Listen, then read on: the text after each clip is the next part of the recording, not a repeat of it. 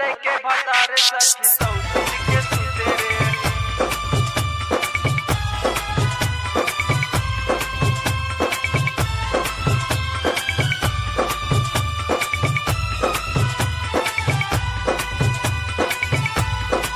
लेके भतारे सखी सौतीन के सुते रे। लेके भतारे सखी सौतीन के सुते रे। डीजे अमित अपहर अमित अपहर लेके भतारे सखी सौतीन के सुते रे।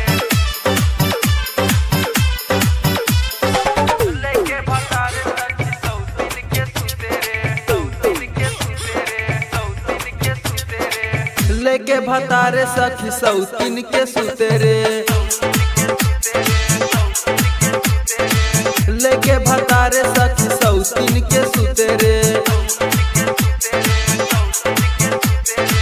लेके भतारे सखी सौतीन के सुते रे। बुझे चुमुक मशीन साटे राते औरा दिना। बुझे चुमुक मशीन साटे राते औरा दिना हो। हमरा के छोड़ सखी दूसरा के पीछे रे।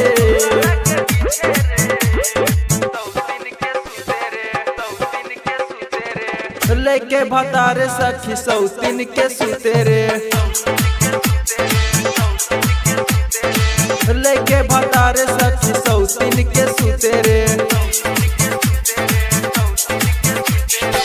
लेके भतारे सखी सौतीन के सुते रे।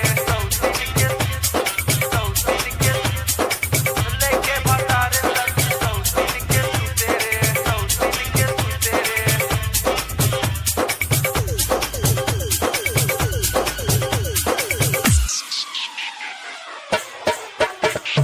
डीजे अमित अपहर अमित अपहर लेके भतारे सखी सौतीन के सुते रे। सौतीन के सुते रे। रोज के कमाई सखी लेवेला उहे।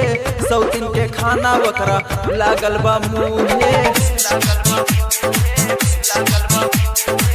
रोज के कमाई सखी लेवेला उहे। सौतीन के खाना वकरा लागल बा मुहे। कबो न लगे आवे हमके बहुते सतावे। वही के खेता रोजा रोजा जाके सींचे रे। लेके भतारे सखी सौतीन के सुते रे। लेके भतारे सखी सौतीन के सुते रे।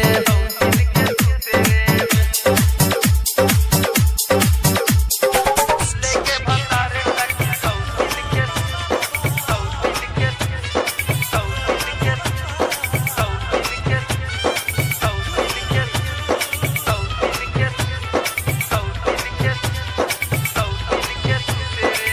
लेके भतारे सखी सौतीन के सुते रे। डीजे अमित अपहर अमित अपहर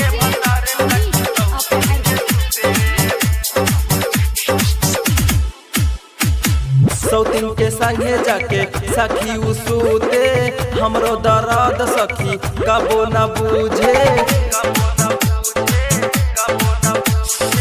सौतीन के संगे जाके सखी उसूते। हमरो दर्द सखी कबो न बूझे। जरे हमारा यंग रहे सौतीन के संग हो। हमरा के छोड़ा सखी ओकरा पीछे घूमे रे। लेके भतारे सखी सौतीन के सुते रे। लेके भतारे सखी सौतीन के सुते रे। लेके भतारे सखी सौतीन के सुते रे।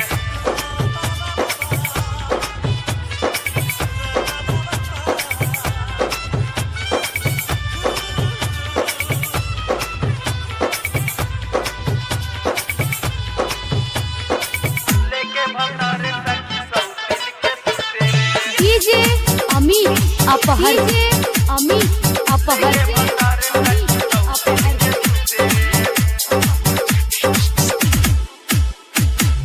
अमित के सखी का कही कहानी राइटर अर्जुन सखी काटेला चानी।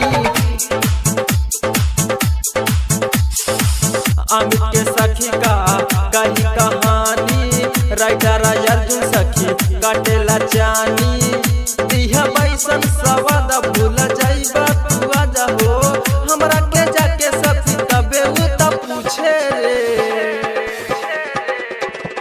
लेके भतारे सखी सौतीन के सुते रे। लेके भतारे सखी